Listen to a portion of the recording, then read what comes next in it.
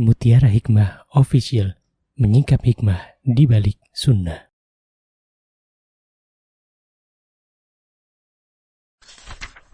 Salurkan donasi terbaik Anda untuk mendukung dakwah Mutiara Hikmah Official. Mari kita ikut serta dalam pembebasan tanah wakaf untuk pembangunan Masjid Mutiara Hikmah. Estimasi kebutuhan dana sebesar Rp1.125.000.000. Bagi Anda yang ingin menyalurkan donasi, bisa melalui rekening Bank BSI di nomor rekening 2200220245 atas nama Masjid Mutiara Hikmah.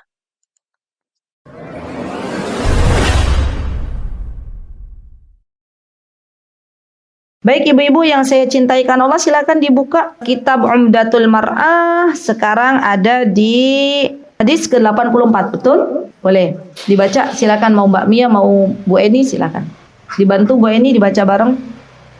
An Abdillahi bin Amir annahu qala da'atni umma yawman wa Rasulullah sallallahu alaihi wasallam qa'idun li baitina wa qalat hal ta'ala u'tika wa qala sahaha Rasulullah sallallahu alaihi wasallam wa ma aradti an tu'ti qalat u'tihi al-amra wa qala laha Rasulullah sallallahu alaihi wasallam ama innaki law lam tu'tihi syai'an kutibat alaiki kitban.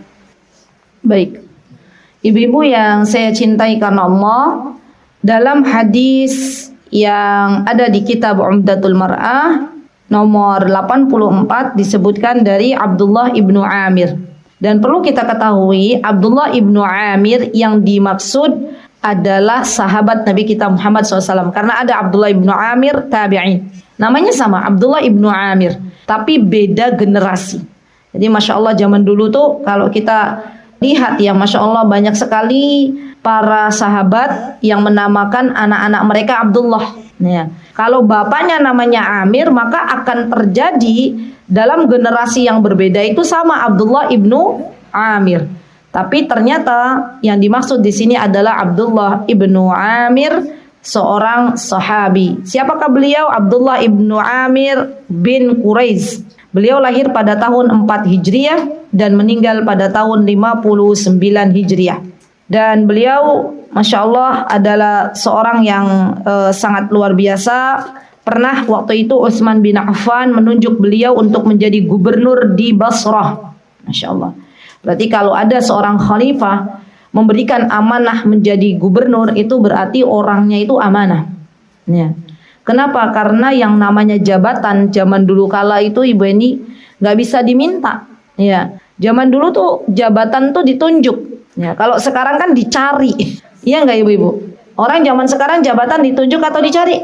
Dicari. Kalau zaman dulu enggak, zaman dulu tuh ditunjuk. Kamu yang jadi gubernur, Abu Bakar yang menggantikan Rasulullah SAW. Bahkan Abu Bakar ketika ditunjuk oleh Rasulullah SAW dan kaum muslimin untuk menjadi seorang khalifah, apakah Abu Bakar gembira Bu dengan jabatan itu? Tidak, Abu Bakar menangis. Tahu Abu Bakar konsekuensi dari sebuah jabatan itu adalah pertanggungjawaban di hadapan Allah Subhanahu wa taala. Dan ini pemimpin yang benar seperti ini. Ya, pemimpin yang benar tidak menjadikan jabatannya sebagai ajang untuk memperkaya diri. Pemimpin yang benar tidak menjadikan jabatannya sebagai ajang untuk menjadikan keluarga besarnya menjadi orang-orang penting. Bukan. Tapi pemimpin yang benar adalah ketika ia bisa menjalankan tugasnya dengan penuh amanah. Dan kita tahu yang namanya pemimpin, Masya Allah ya, pemimpin yang adil Bu. Gak tanggung-tanggung Allah akan kasih kepada pemimpin yang adil suatu bonus. Apa bonusnya? Mendapatkan naungan Allah Subhanahu wa ta'ala. Dan pemimpin yang tidak adil, apa konsekuensinya ketika tidak adil? Ya konsekuensinya akan dimasukkan oleh Allah Subhanahu wa taala ke dalam neraka karena tidak amanah. Maka konsekuensi dan bonus itu sepadan. Ya, baik. Kemudian Abdullah ibnu Amir, beliau ketika menjabat sebagai gubernur di Basra, ya, juga pada zamannya Muawiyah. Jadi pada masa Utsman, ya, beliau ditunjuk sebagai gubernur Basra juga pada masa Muawiyah. Ibu-ibu, Muawiyah itu kapan menjabat? Setelah Ali. Jadi kita itu kan ada 4 khulafaur rasyidin. Ada Abu Bakar, setelah itu Umar, Utsman, Ali. Maka selesai 4 khalifah itu, khulafaur rasyidin itu baru kemudian Muawiyah. Dan ibu-ibu tahu, dari diangkatnya Ali bin Abi Thalib menjadi khalifah, maka ada sebagian orang yang sudah menunjuk Muawiyah untuk menjadi khalifah. Maka ada zaman dulu tuh peperangan, ada yang pro kepada Ali, ada yang pro kepada Muawiyah, ya. Dan itu ngeri tuh, ya, fitnah di zaman dulu. Jadi fitnah itu dari zaman dulu sudah ada. Bahkan yang paling ngeri itu, ya, akhirnya ketika di zamannya Muawiyah itu yang paling ngeri itu akhirnya adanya pertumpahan darah. Ya, itu sudah ngeri lagi. Ya.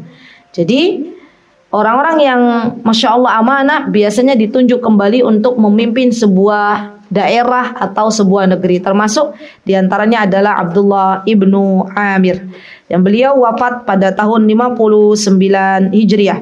Dan garis keturunannya kalau diambil naik ke atas, maka beliau juga masih keturunan dari suku Quraisy.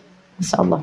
Baik, apa yang disebutkan oleh Abdullah ibnu Amir, annahu qala, beliau berkata, da'atni ummi yauman wa Rasulullah sallallahu alaihi wasallam qa'idun fi baitina. Pernah suatu hari ibuku, ummi itu panggilan bagi seorang ibu. Ummi ibuku atau walidati ibuku. Jadi dalam bahasa Arab itu ada ummi, ada walidah. Terserah ibu-ibu mau nyebutnya mana. Ya, walidati, ummi. Kalau bapak itu abi, walid, abuya, abati. Nah, itu semuanya panggilan untuk para ayah. Suatu hari ibuku memanggilku, wa Rasulullah sallallahu alaihi wasallam qa'idun fi baitina. Dan ketika itu Rasulullah sallallahu alaihi wasallam duduk di rumah kami. Berarti ini menunjukkan bahwa yang dimaksud dengan Abdullah bin Amir adalah orang yang pernah hidup sezaman dengan Rasulullah sallallahu alaihi wasallam. Ibu-ibu masih ingat apa definisi sahabat? Baik, yang hidup bersama Rasulullah. Kemudian harus ada lagi. Enggak semua orang yang hidup sezaman dengan Rasulullah SAW itu disebut sahabat.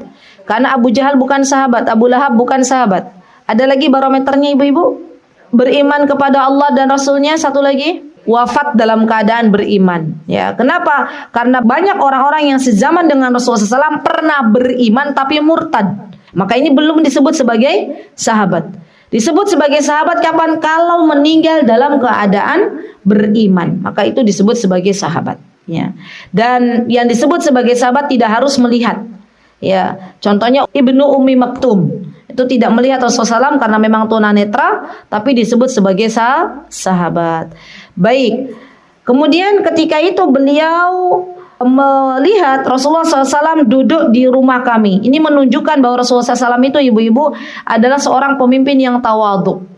Beliau bukan hanya duduk di istana, bukan hanya duduk di tempat yang biasa beliau duduk, tapi beliau juga mengunjungi rakyatnya, mengunjungi umatnya. Ya. Dan kita tahu bahwa banyak di antara hadis Nabi kita Muhammad SAW yang menunjukkan Rasulullah tuh Masya Allah menengok gitu, terutama menengok umatnya yang sedang terkena musibah. Ya Masya Allah. Jadi beliau nggak gengsi, beliau turun langsung. Ya, bukan pencitraan, bukan. Tapi memang begitulah beliau gitu ya. Aslinya beliau tuh begitu. Contohnya apa Bu dalam kehidupan sehari-hari yang mana ketika Rasulullah SAW ya mengunjungi rumah umatnya ketika Ja'far pamannya Rasulullah SAW meninggal dunia ya syahid di peperangan, maka Rasulullah SAW tidak segan-segan untuk mengunjungi rumahnya Ja'far, dan ini menunjukkan ketawaduan Rasulullah SAW. Dan Rasulullah juga sama ketika mendengar ada sahabatnya yang sakit, maka Rasulullah SAW tidak mengutus utusan untuk memberikan makanan kepada yang sakit. Beliau langsung, Masya Allah. Kalau ada pemimpin, Masya Allah ya Bu, pemimpinnya seperti Rasulullah, ada yang sakit ditengok, ada yang meninggal ditakziah, ada yang butuh bantuan didatangi. Kira-kira ibu-ibu senang nggak? Senang. Dan pemimpin itu ternyata cerminan rakyat. Jadi gini loh, kita nggak perlu menyalahkan pemimpin dalam sebuah negeri. Kalau kita tahu seorang pemimpin bentuknya seperti apa, akhlaknya seperti apa, berarti dari situ kita bisa menyimpulkan rakyatnya juga begitu. Karena Allah itu ketika dalam sebuah negeri rakyatnya sudah baik, maka Allah akan angkat pemimpin yang baik. Ya. Daripada kita terus-menerus menyalahkan pemimpin, lebih baik kita mendidik rakyat agar menjadi hamba Allah yang lebih dekat.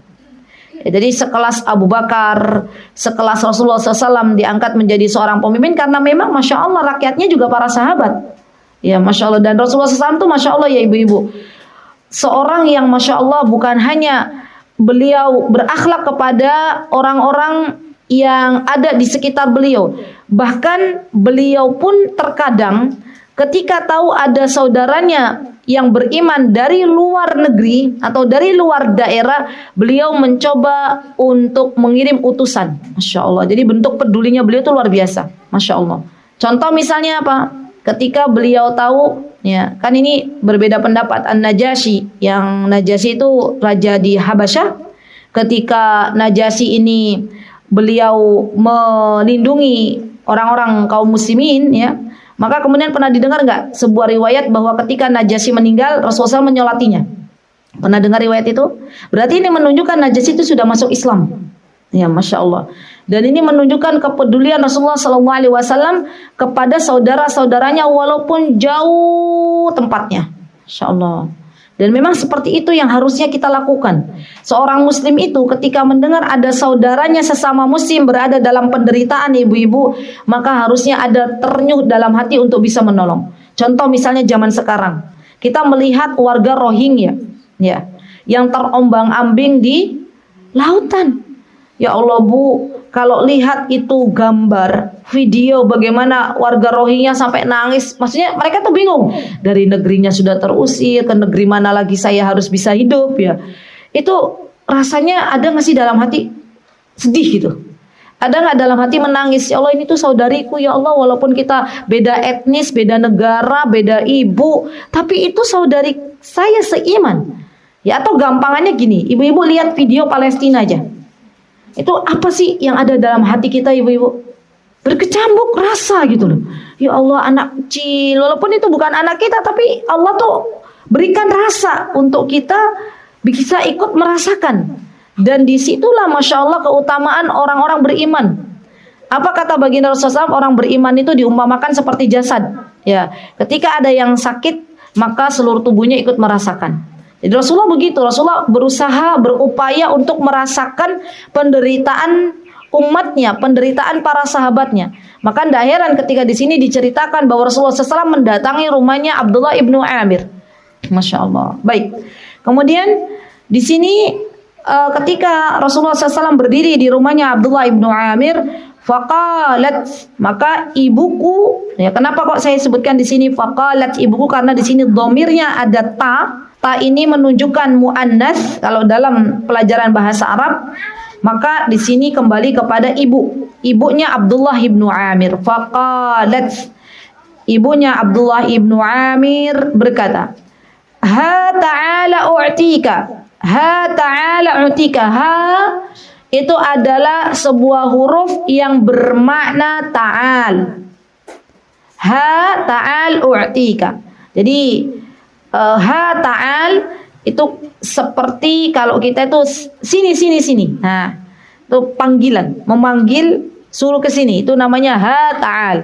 Dan ada juga yang tidak memakai ha, langsung ta'al itu ada juga. Ya. Ha ta'al, kesinilah, u'tika, aku akan memberikan engkau sesuatu. Faqala laha Rasulullah sallallahu alaihi wasallam, maka Rasulullah SAW berkata kepada ibunya Abdullah ibnu Amir, apa yang disebutkan oleh Rasulullah SAW, wa ma aradti an tu'ti. Kemudian Rasulullah bertanya, apa yang mau kamu beri? Kamu udah manggil anakmu, adakah sesuatu yang mau kamu beri?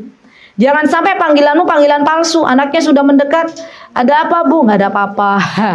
Itu kan artinya apa? Membuat anaknya sedih. Dikiranya mau dikasih apa? Dikiranya mau diperintahkan apa? Ternyata nggak ada apa-apa. Ya. Kemudian qalat, kata ibunya, u'tihi tamran. Saya mau memberikan tamron. Apa itu tamron ibu-ibu? Kurma. Faqala laha Rasulullah sallallahu alaihi wasallam, "Ama innaki law lam tu'tihi syai'an kutibat 'alaiki kizbah." Ini dibutuhkan kejujuran seorang ibu.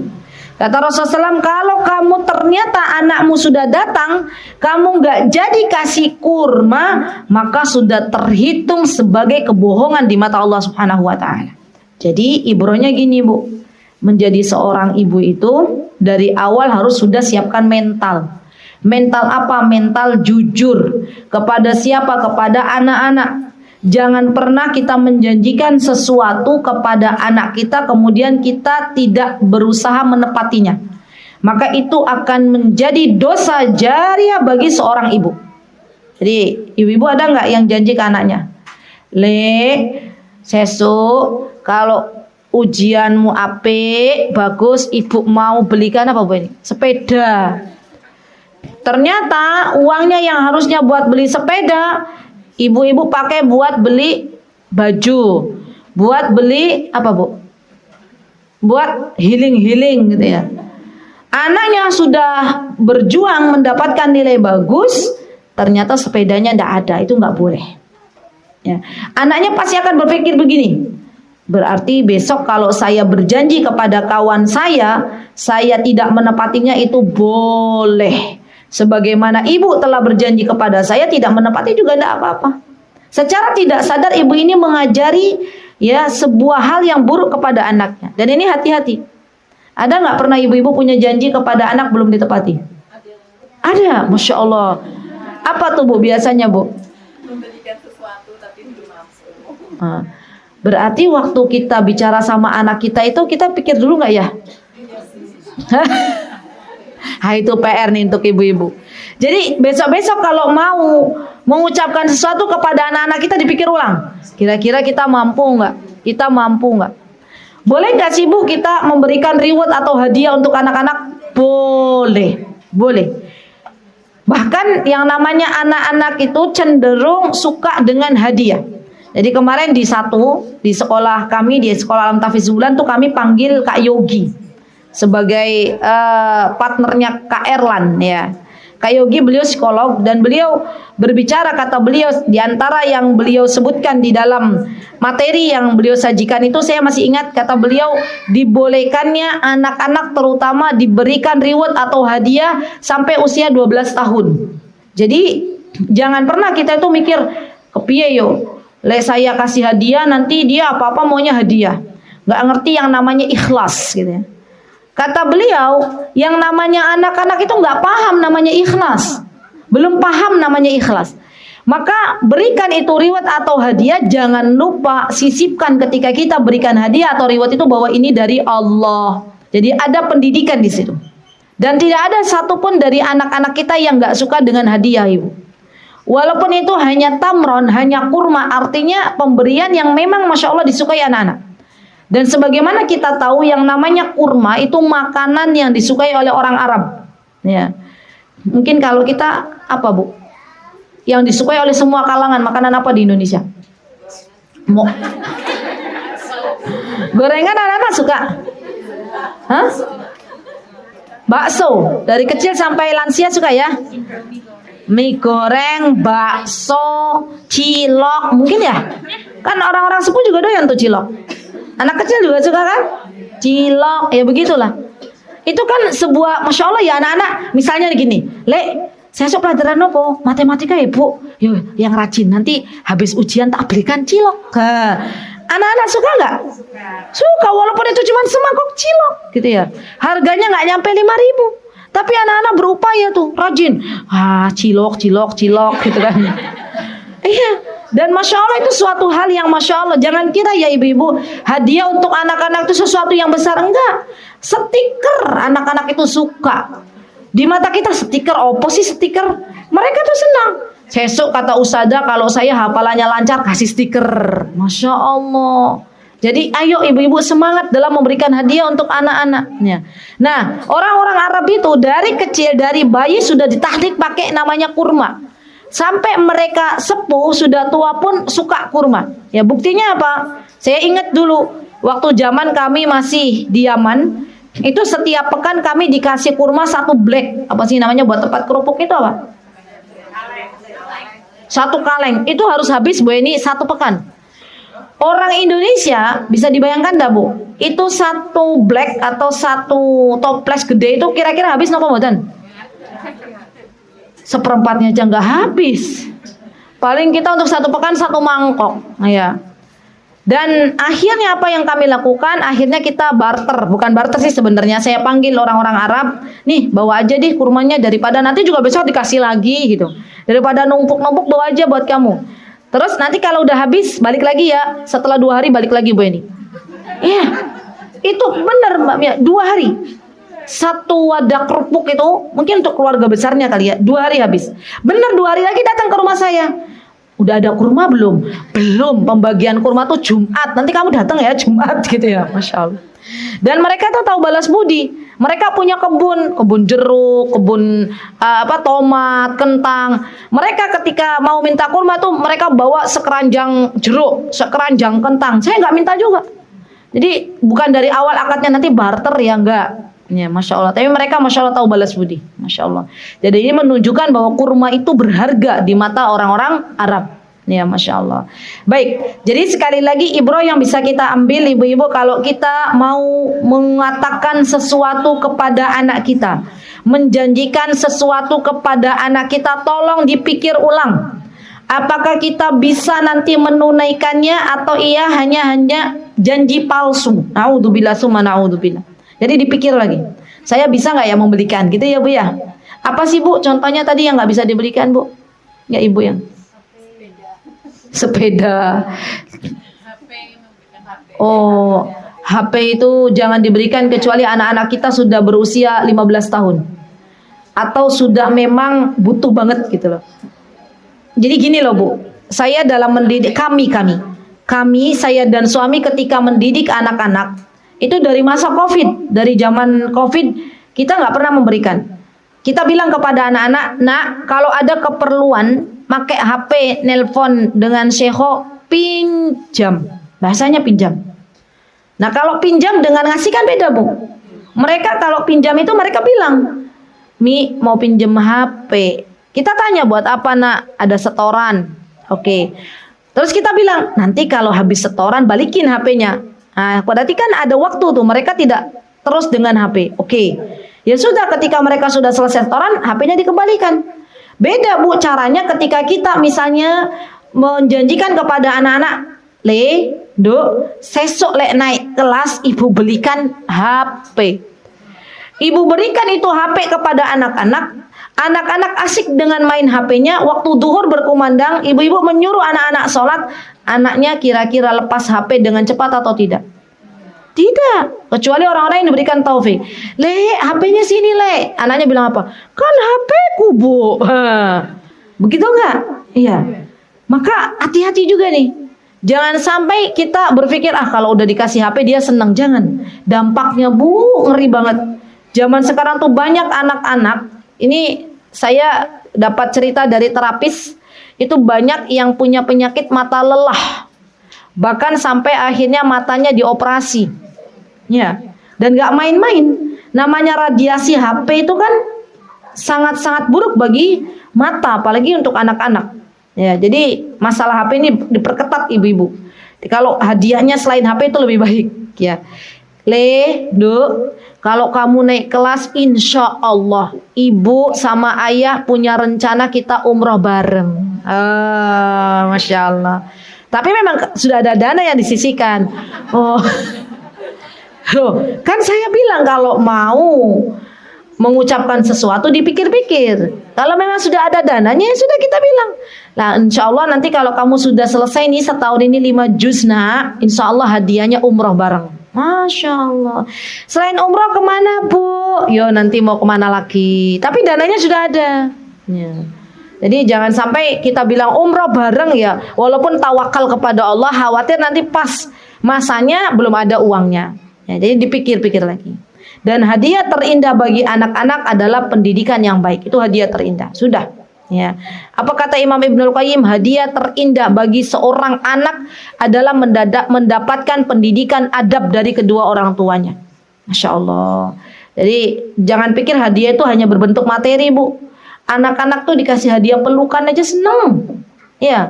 Nanti kalau adik hari ini sekolah, ibu kasih hadiah apa, Bu? Hadiahnya peluk. Dipeluk ibu. Seneng mereka. Ya. Hadiahnya apa? Hadiahnya main bareng. Oh, Masya Allah. Seneng juga anak-anak. Hadiahnya apa? Hadiahnya kamu milih menu untuk besok. Ya. Ibu-ibu biasa nggak sih kalau misalnya tanya ke anak-anak gitu, besok mau dimasakin apa? Apa ibu-ibu asal masak aja? Mau maamnya apa? Nah, rewardnya itu apa? Rewardnya kamu yang nentuin menu, nak. Ya, Masya Allah, seneng itu anak-anak. Jadi jangan hanya materi aja, enggak. Ya pelukan, main bareng, menentukan menu dalam hidangan, itu semuanya hadiah bagi anak-anak kita. Oke. Baik, sekarang kita lanjut ke hadis ke-85. An Mu'adz bin Jabalin 'an Nabi sallallahu alaihi wasallam qala walladzi nafsi biyadi. Ini nih penting nih bagi ibu-ibu nih. Dari Mu'adz bin Jabal. Mu'adz bin Jabal seorang sahabat Nabi kita Muhammad sallallahu alaihi wasallam. Dan Mu'adz bin Jabal ini adalah utusan pertama yang Rasulullah sallallahu alaihi wasallam utus sebagai seorang dai, sebagai seorang yang beramar ma'ruf nahi mungkar. Itu Mu'adz bin Jabal. Kemana ibu-ibu perginya Mu'adz? Ke Yaman. Jadi dulu Rasulullah SAW mengutus Mu'adz bin Jabal untuk menjadi seorang dai, ya dipilih ke negeri Yaman. Kenapa kok negeri Yaman yang dipilih oleh Rasulullah SAW? Karena dulu di Yaman itu juga banyak ahlul kitab. Di Yaman gak semuanya Muslim. Ya, buktinya siapa? Ada anak keturunannya Abraha. Ya, Abraha kan dulu sempat di Son'a, di Yaman. Dan anak keturunannya akhirnya ada yang belum memeluk Islam. Ya. Nah, kalau Yaman dulu dengan Yaman sekarang beda, Bu. Yaman sekarang rata-rata mayoritas Muslim. Walaupun mungkin ada orang non-Muslim tapi bisa dihitung jari. Ya, Masya Allah. Nah, Mu'adz bin Jabal ini seorang yang dekat dengan Rasulullah SAW. Dan beliau juga meriwayatkan hadis dari Nabi kita Muhammad SAW. Masya Allah ya. Mu'adz bin Jabal itu luar biasa. Jasanya kepada Islam itu luar biasa, Bu. Jadi seorang yang menyebarkan Islam itu jangan pernah kita pikir nggak punya jasa, punya jasa. Ya, bahkan jasanya itu sangat-sangat luar biasa. Kenapa? Karena kalau tidak ada yang menyebarkan Islam, dari mana kita tahu Islam? Ibu-ibu, kalau di Indonesia siapa yang menyebarkan Islam yang terkenal? Wali Songo. Disebut Wali Songo kan ada 9 ya, Bu ya. Dan sejarah Wali Songo yang tersebar di Indonesia itu banyak yang tidak sahih sejarahnya. Ada satu buku yang bercerita tentang Wali Songo dan ini sejarahnya sahih, bukunya Ustadz Zainal Abidin. Ustadz Zainal Abidin ya. Nah, itu beliau mengupas tentang sejarah Wali Songo versi yang sahih, versi yang benar. Karena yang beredar di buku-buku sejarah di Indonesia itu sudah dibolak-balik. Ya. Ada Wali Songo yang bertapa itu nggak ada. Ya. Dari mana Wali Songo bertapa? Wali Songo datang ke Indonesia itu untuk mengajak warga Indonesia bertauhid kepada Allah. Bagaimana mungkin mereka mengajarkan sesuatu yang batil? Ya. Kan heboh tuh ceritanya. Ada Wali Songo yang jalan di atas laut. Nah, itu juga beritanya nggak valid. Ya. Maka kalau kita mau belajar bagaimana Wali Songo menyebarkan Islam, baca kitab-kitab yang memang beritanya sahih. Masya Allah. Dan ini Masya Allah sebuah karya yang menurut saya itu luar biasa ini. Ustadz Zainal ini Masya Allah, nggak semua loh orang diberikan oleh Allah Subhanahu Wa Taala pikiran untuk membedah sejarah Wali Songo yang benar. Masya Allah. Kan ini ya Bu, Wali Songo itu Masya Allah ya, kalau kita lihat sejarahnya bagaimana perjuangan mereka ya untuk menyebarkan Islam di Indonesia Raya ini. Masya Allah. Dan itu bagus Bu ini. Sejarah bagus ya. Tapi yang jelas sejarahnya harus benar ya.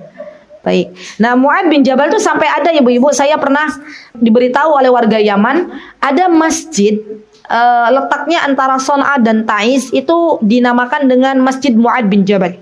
Wallahu taala alam, apakah Mu'ad bin Jabal dulu pernah di situ? Saya tidak tahu. Kalau yang ibu-ibu pernah ke Taif, ada yang pernah ke Taif?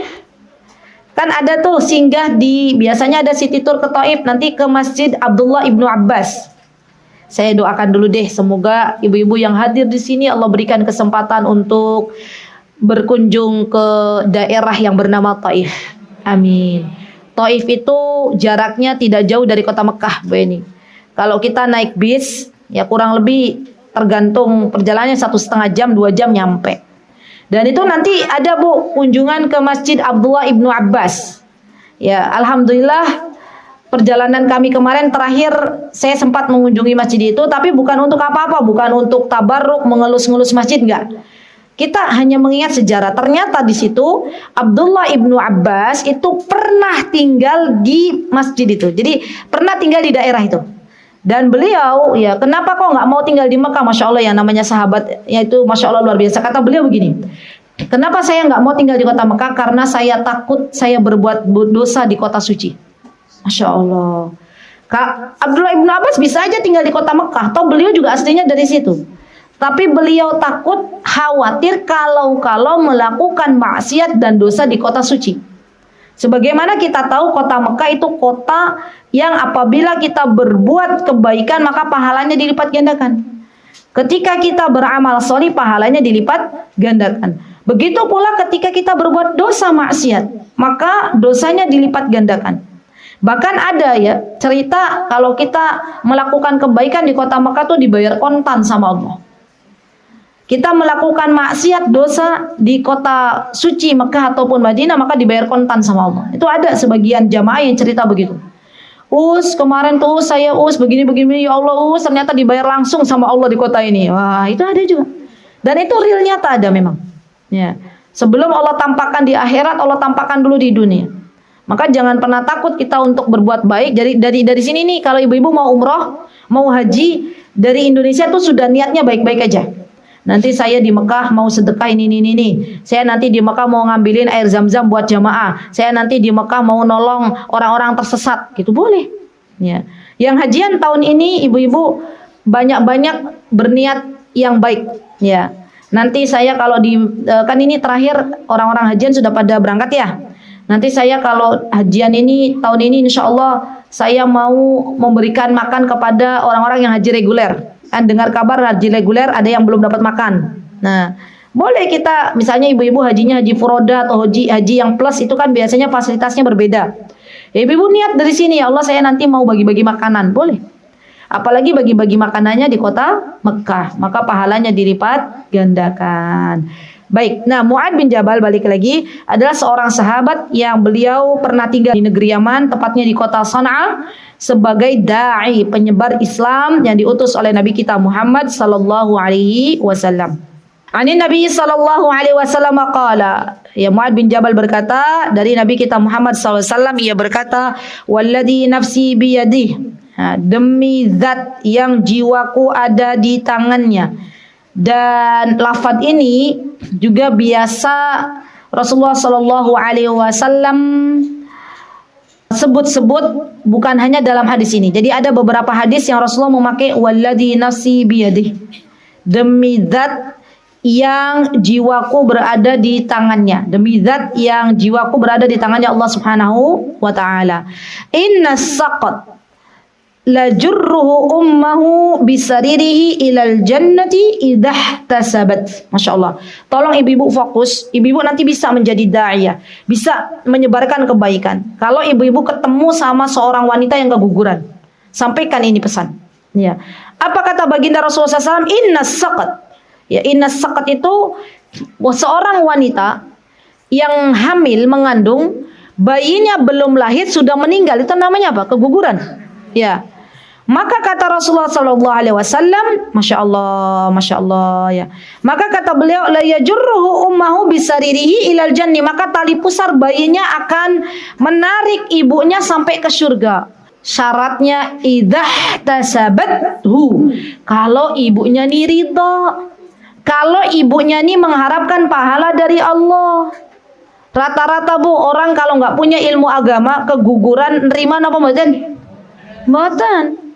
Dia bilang, ya Allah kenapa kok saya keguguran? Teman saya kok anaknya malah lahir, gitu kan? Malah justru menyalahkan Allah. Ya Allah kenapa kok saya keguguran padahal saya sudah apa istilahnya sudah menjaga bayi ini, sudah makan yang bagus. Saya nggak banyak bergerak ke sana kemari kok keguguran. Padahal ternyata hikmahnya ketika seorang wanita keguguran dan ia berupaya untuk menerima takdir Allah dengan ridha, dengan baik, maka di antara bonus yang Allah berikan, bayi yang keguguran bisa membawa ibunya sampai ke surga. Masya Allah, keren ya Bu ya, Masya Allah. Dan memang ada ibu-ibu anak kecil yang meninggal dunia, ya Masya Allah, dia akan memberikan syafaat kepada orang tuanya untuk masuk surga. Jadi bagi ibu-ibu teman-teman yang pernah kehilangan seorang anak, ya tidak terlalu bersedih terlalu lama, karena berharaplah pahala dari Allah. Anaknya justru menjadi tabungan. Ya Allah tabung dulu nih. Ya, dan gak semua ibu-ibu Allah takdirkan semua ibu itu punya anak yang meninggal dunia. Ada yang punya 10 anak hidup semua. Ada yang punya selusin hidup semua. Ya, selusin ada. Ya, Simbah yang dari Gunung Kidul itu pernah cerita ada punya tetangga anaknya selusin hidup semua. Kalau zaman dulu kan Masya Allah anaknya banyak-banyak. Ya, dan itu saya nggak bisa nggak bagaimana gitu ya, Masya Allah ya, 12 tuh hidup semua tuh Masya Allah ya Bu ini. Rempongnya luar biasa. Orang saya lihat teman saya yang anaknya 11 meninggal 1, tinggal sisa 10. Itu kalau saya masuk rumah beliau itu sudah kayak playgroup.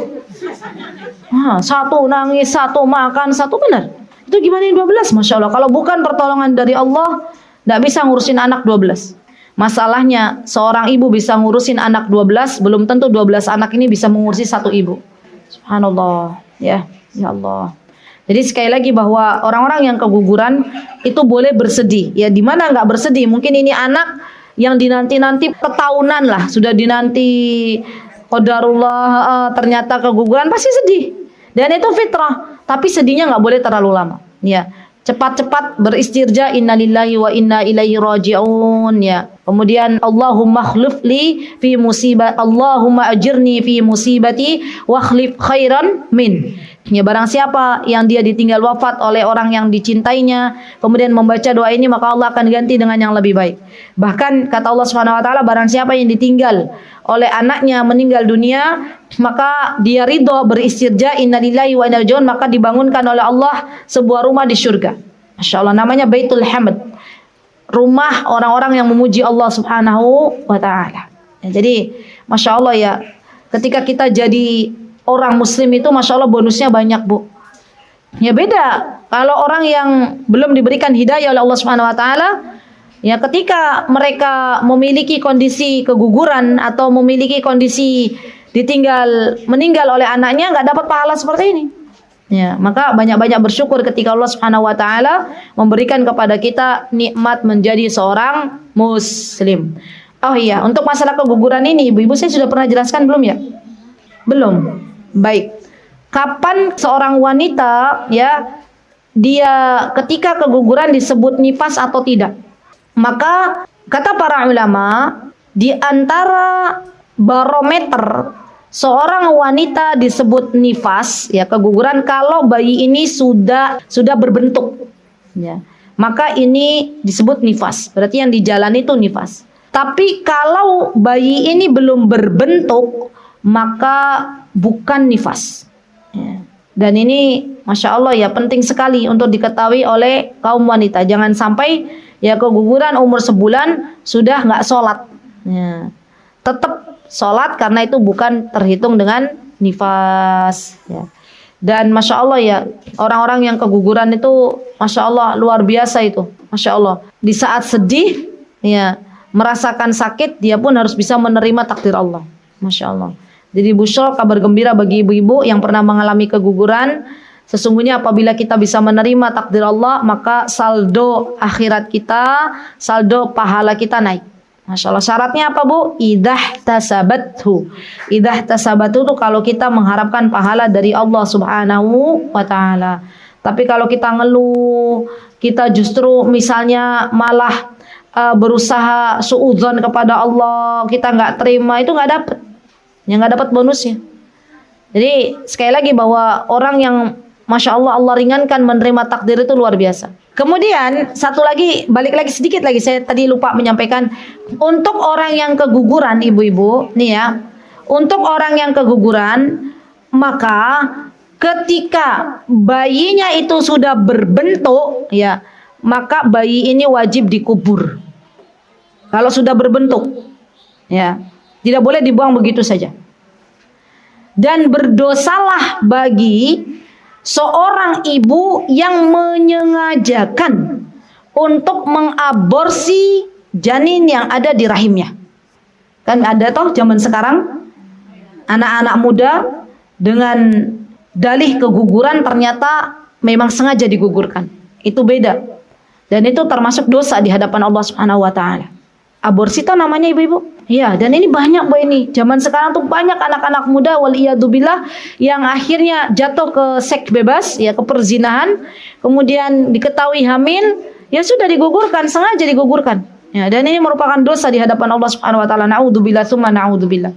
Ya, jadi Masya Allah, ngeri zaman sekarang. Apa kata baginda Rasulullah SAW? Kata Rasulullah SAW, di antara tanda akhir zaman itu ibu-ibu ketika sudah merajalela yang namanya perzinahan dan minuman keras. Ya, dan kita ada di dalamnya sekarang. Kita ada di dalamnya. Jadi banyak-banyak mendoakan anak kita, doanya begini. Allahumma hassin farjahu. Ya, kalau anaknya laki-laki. Ya Allah, ibu-ibu anaknya laki-laki apa perempuan? Kalau satu farjahu. Kalau satu perempuan farjaha. Kalau anaknya laki-laki perempuan farjahum. Allahumma hassin furujahum kalau banyak, atau Allahumma hassin farjahu kalau anaknya laki-laki. Allahumma hassin farjaha kalau anaknya perempuan. Kalau bingung-bingung, ya Allah, jagalah kemaluan anak-anak kami. Sudah, Allah paham. Ya. Jadi ibu-ibu ini sekarang di zaman dimana perzinahan di mana-mana banyak doa ini. Ya Allah, jagalah anak-anak kami dari perzinahan. Nah, itu juga boleh. Baik itu perzinahan suka sesama jenis ataupun perzinahan yang dilakukan antara laki-laki dan perempuan. Na'udzubillah tsumma na'udzubillah. Jaga Bu, bentengi anak-anak kita dengan doa. Kawal anak-anak kita dengan doa. Kalaulah bukan karena pertolongan dari Allah, maka anak-anak kita menjadi anak-anak yang wallahu ta'ala alam, yang kehidupannya jauh dari agama. Hanya karena doa dan pertolongan dari Allah, Allah jaga tuh anak-anak kita. Maka banyak-banyak berdoa ya. Insyaallah semoga Allah Subhanahu wa taala menjaga anak-anak kita. Semoga Allah Subhanahu wa taala menjadikan anak-anak kita anak-anak yang salih dan salihah, dan semoga Allah Subhanahu wa taala menjadikan kita orang tua yang baik bagi anak-anak kita. Jangan lupa doakan saudara kita, semoga yang sakit Allah berikan kesembuhan, semoga yang saat ini diuji dengan musibah Allah berikan kekuatan, semoga yang pernah berhutang semoga Allah berikan kesempatan untuk melunasinya. Apapun problem yang Allah berikan kepada kita, semoga Allah berikan solusinya. Amin Allahumma amin. Itu yang bisa saya sampaikan ibu-ibu. Kurang lebihnya saya mohon maaf. Jika ada kebenaran tentunya datang dari Allah. Jika ada kesalahan datangnya dari saya pribadi, saya mohon maaf yang sebesar-besarnya. Aqulu qauli hadza wa astaghfirullah li wa lakum wa akhiru da'wana alhamdulillahirabbil alamin. Wassalamualaikum warahmatullahi wabarakatuh. Mutiara Hikmah Official, menyingkap hikmah di balik sunnah.